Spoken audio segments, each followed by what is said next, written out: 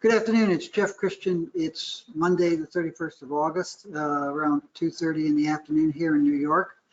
The month of August has gone by in a whirlwind, which is surprising because we're all sitting in the same place every day. I wanted to talk to you today about our price outlook.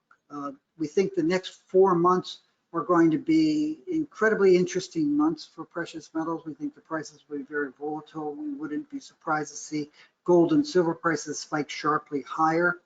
September and October present a certain set of circumstances, exogenous variables politically and economically.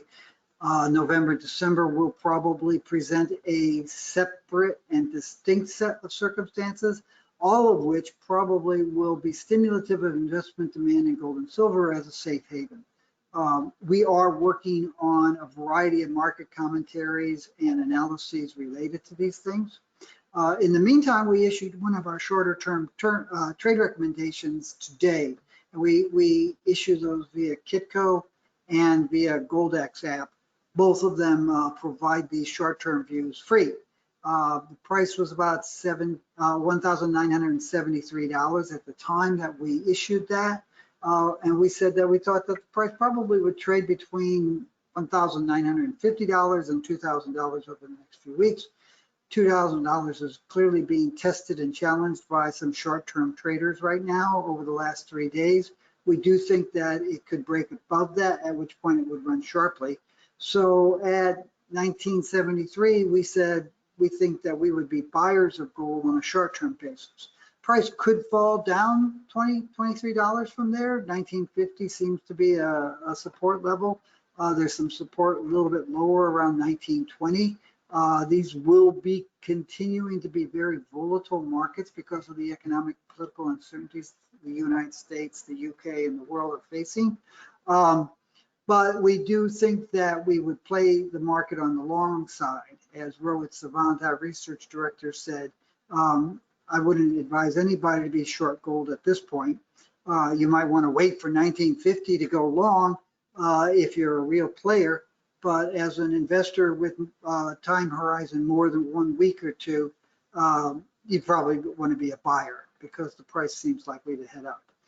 Our Precious Metals Advisory monthly report will come out next Thursday, September 10th, and it will discuss a variety of the topics that are swirling around gold right now. We will have an update on gold and silver investment demand. They're much higher this year than they were last year, much higher than we and other people expected them to be this year. We're trying to get a good gauge on how high they are because some of the statistics may actually present a distorted view. We're working on trying to clarify some of the numbers that we're seeing in the gold and silver markets. That will be in the Precious Metals Advisory, along with a more broader overview of gold and silver supply and demand. As investment demand has risen, you've seen gold demand from central banks fall sharply. Central banks, as we always say, are more price sensitive than private investors toward the gold price. And sure, as the sun rises in the east, as investors push the price of gold up, most central banks have pulled back. The vast majority of gold that's been bought so far this year, 6 out of 7 million ounces on a net basis year to date through July, represents one country that has become something of a pariah with hostile relationships with countries on every side of it and the other side of the world.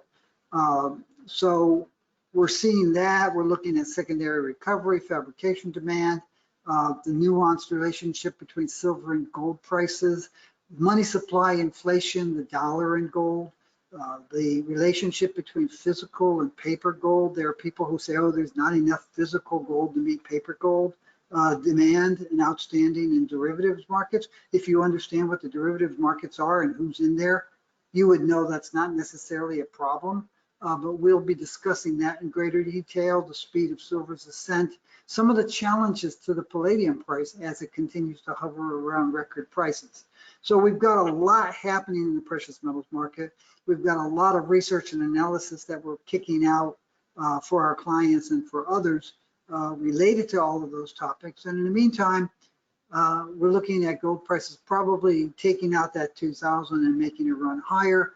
as well as silver prices moving higher. That's all for today. If we can help you, contact us, info@cpmgroup.com, or Jay Christian or E. Kelson at cpmgroup.com, and we'll see what we can do for you. Thanks, and have a good day.